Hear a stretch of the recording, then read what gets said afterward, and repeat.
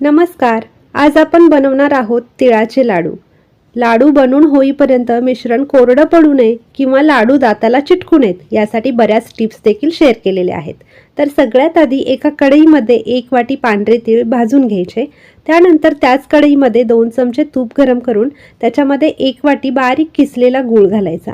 त्याचबरोबर 2 चमचे पाणी घालून ह्याचा छान पाक बनवून घ्यायचा. पाक बनवताना गॅसची फ्लेम लो टू मिडियम ठेवायची. गूळ पूर्णपणे विरघळला की त्याला छान फेस येतो. हा पाक अजून 2 मिनिटं शिजवून घेतला की त्याचा कलर पूर्णपणे चेंज होतो. आता आपला पाक तयार झाला आहे की नाही हे पाहण्यासाठी एका वाटीमध्ये थोडंसं पाणी घ्या. त्याच्यामध्ये पाकाचे 2-3 थेंब टाका. त्याची छान जेली झाली की समजायचं आपला पाक तयार झाला.